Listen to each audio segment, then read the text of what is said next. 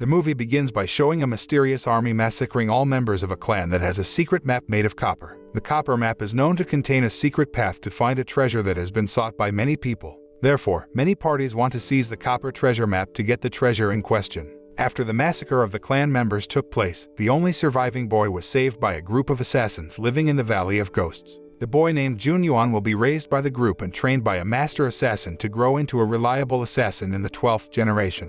Several years later, when Junyuan had grown up, a group of foreign troops suddenly attacked the assassins in the Valley of Ghosts. While protecting the Valley of Ghosts from the attack, he lost one of his arms and his girlfriend, whom he loved so much. After the chaos was resolved, the leader of the assassin squad, nicknamed the Golden Mask, gave Junyuan an iron arm called Blue Asura. The Blue Asura arm is equipped with several deadly weapons that can be used to kill enemies in an instant. From then on, he turned into an invincible assassin and earned the nickname of the Blue Asura.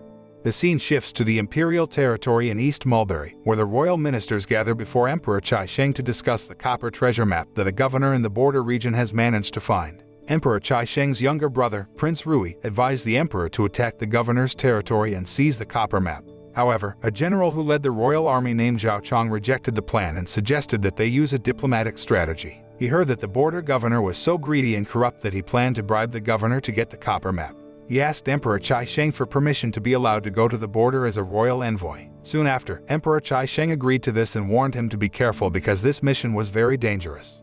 On the other hand, Emperor Meng Su, who presided over the southern pagoda's territory, had just returned to his kingdom after making a short trip to another realm. After returning to the kingdom, he immediately went to see the empress he loved, named Queen Flora. They had heard the news about a copper map that a governor at the border had managed to find. Even Queen Flora knew about Emperor Chai Sheng, who had sent General Zhao Chong to go see the governor. However, she assured Emperor Meng Su that she would definitely attack whoever had the copper map and snatch the map from that person's hands.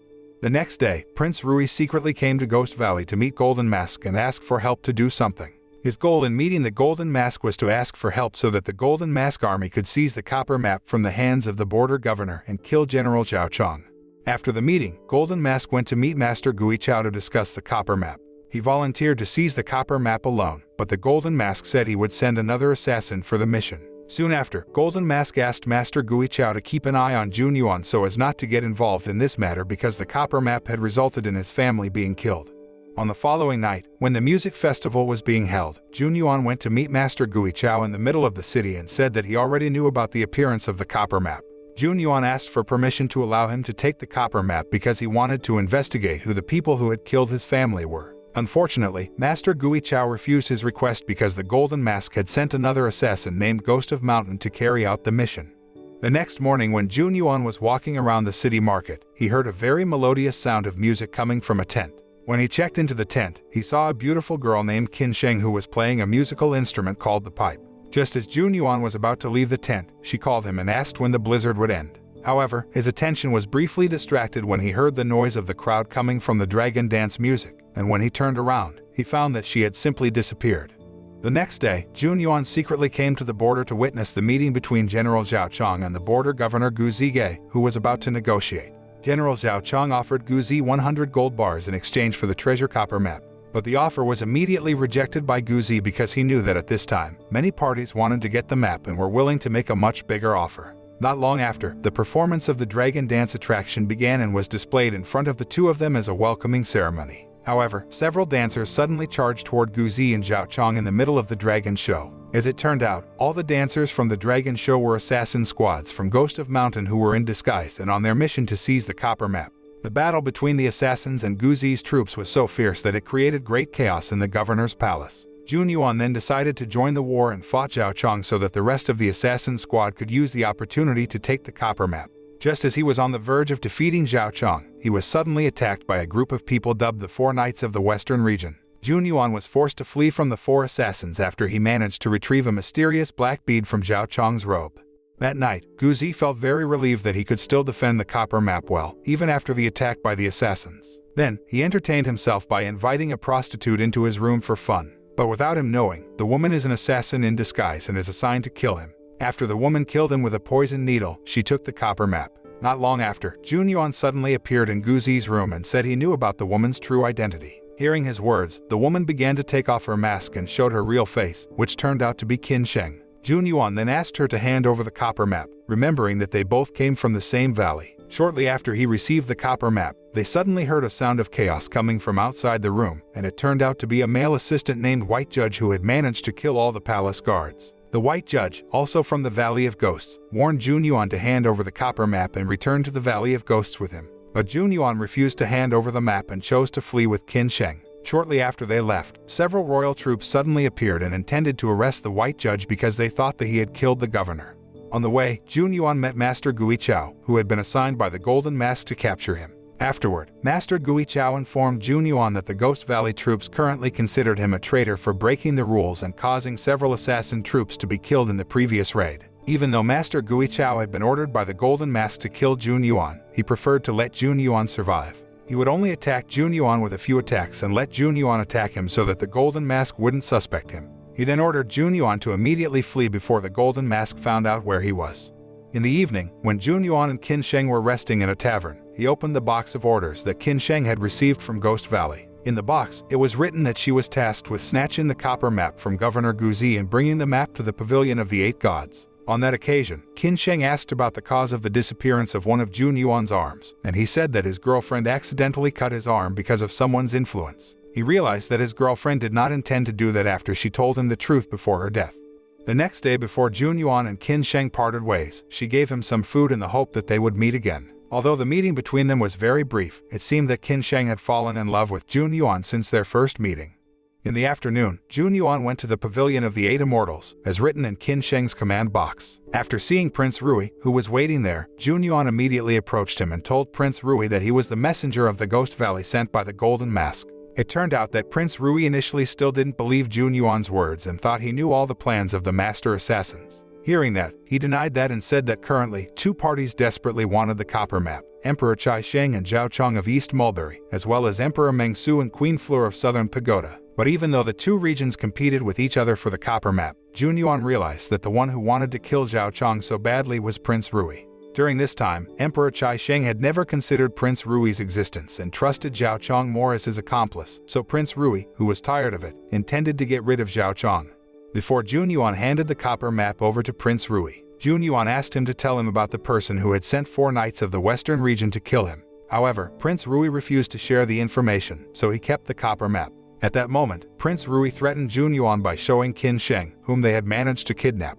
He forced Jun Yuan to hand over the map, or he would kill Qin Sheng as a consequence. Just as he was about to slash Qin Sheng's face, a mysterious assassin suddenly appeared and killed the entire royal army, including Prince Rui himself. The mysterious assassin who had killed Prince Rui's army was a man from the Valley of Ghosts named Black Judge. Soon after, he gave Jun Yuan a choice to go with him back to the Valley of Ghosts or fight each other until they died. During the conversation, Qin Sheng noticed that the atmosphere in the center of the city had suddenly become quiet without a trace, so she checked out the window. It turned out that all the residents had left the city because Queen Flora and her thousands of soldiers intended to surround Jun Yuan in the city and seize the copper map from him. Seeing this condition, Black Judge and Jun Yuan decided to work together against the Southern Pagoda Royal Army so that they could escape from that place. When some royal troops entered the pavilion, Black Judge immediately slaughtered them with great ease. But not long after, the royal archer squad shot hundreds of arrows toward the pavilion, forcing Jun Yuan and the others to hide. At that moment, he pleaded with Black Judge to release him and asked Black Judge to flee first. After Black Judge left, Queen Flora's troops again attacked and forcibly knocked down the pavilion building. At that time, Jun Yuan asked Qin Sheng to escape the place while he fought against Queen Flora's army to distract them. But unfortunately, when she was about to escape, Queen Flora's troops had already captured her, so Jun Yuan was forced to surrender himself to them. At the same time, Zhao Chong was writing several messages to his wife on a piece of paper which he kept in a black bead, before finally handing the bead to a monk. After that, he went to see Emperor Chai Sheng, who discovered that Prince Rui had betrayed and planned to kill him. Emperor Chai Sheng then showed him a secret room under the royal palace. In the secret room, Emperor Chai Sheng copied all the documents from the letters of all the royal officials so that he could find out who the people who had betrayed him were. From these letters, he knew about Prince Rui's plan to ask the assassin squad in the Valley of Ghosts to help kill Zhao Chong. Then, he threatened Zhao Chong to immediately get the copper map back, or he would kill all of Zhao Chong's family members. Meanwhile, Jun Yuan and Qin Sheng, who had previously been captured by the royal army, were brought into Queen Flora's palace. When she saw Qin Sheng's face, Queen Flora felt she was looking at herself in the past. However, Qin Sheng immediately denied this and said they had nothing in common. For no apparent reason, Queen Flora looked at Qin Sheng guiltily as she put the bracelet on Qin Sheng's hand. After that, Queen Flora said she was planning to take revenge on someone who was the mastermind behind the chaos in the country. Furthermore, Queen Flora explained that she was actually the first to find the treasure copper map. But she deliberately left the copper map with Governor Guzi so that she had the opportunity to meet Emperor Chai Sheng at the Snow Pavilion. That night, Queen Flora ordered Jun Yuan to kill Emperor Chai Sheng at a meeting to be held tomorrow night, and then she would tell the truth about the massacre of the Jun Yuan clan in return. The following night, the meeting between the leader of the East Mulberry, represented by Emperor Chai Sheng and General Zhao Chong, and the leader of the Southern Pagoda, represented by Emperor Meng Su and Queen Flora, finally took place. They planned to form an alliance and work together to find the treasures of the copper map they had managed to obtain. At first, the meeting went quite smoothly, with both parties have agreed to cooperate and not betray each other. But midway through the event, when Queen Flora was playing welcoming music, the situation suddenly became tense as Jun Yuan prevented Zhao Chong from giving Emperor Meng Su a drink. Moments later, chaos began as several assassins from the Valley of Ghosts attacked both sides. A fierce battle between the Ghost Valley assassin squad against the royal troops from Mulberry East and South Pagoda was unavoidable. Jun Yuan and Qin Sheng also tried to use the opportunity to take the treasure copper map from Emperor Chai Sheng's hands. While the Ghost Valley assassin squad was busy attacking the royal army, one of the talented assassins disguised as one of the players intended to kill Emperor Meng Su. Just as Jun Yuan was about to save Meng Su and attack the assassin, he immediately stopped his attack after learning that the assassin was Master Gui Chao. At the same time, Zhao Chong ran up to Emperor Meng Su and directly stabbed a sharp knife into his chest until he died. After witnessing the incident, Jun Yuan and Qin Sheng began to suspect that Zhao Chong and Queen Flora were hiding something. That night, Qin Sheng deliberately disguised herself as Queen Flora and entered Zhao Chong's room to find out the secret behind their relationship. After the fake Queen Flora entered her room, Zhao Chong immediately hugged her and expressed her great longing for her. They turned out to be a husband and wife who had decided to separate and become royal officials in different places to carry out their revenge plan. Besides that, another big secret finally revealed that the treasure copper map that had been sought by many parties was part of Queen Flora's plan. Soon after, Queen Flora ordered Zhao Chong to ask the Jun Yuan clan to make a copper map out of a treasure that never existed. Until that moment, it was still unclear why they did all that. But one thing is certain, Jun Yuan finally found out that the people who caused his clan to die were the two of them. When he was on the roof and about to leave Zhao Chong's place, he briefly mentioned the daughter they had been hiding. After learning about the truth, Jun Yuan went to see Emperor Chai Sheng to tell him about Zhao Chong's true secret. But before he could tell Emperor Chai Sheng, Zhao Chong had already appeared and threatened him with a bow. Pointing a bow at him, Zhao Chong drew near to Emperor Chai Sheng and directly stabbed him in the chest with a pen. Before Chai Sheng died, Zhao Chong told him that he already knew about his secret room, and even he had written down all the copies that Chai Sheng would read, so all this time, he didn't know anything about Zhao Chong's secret.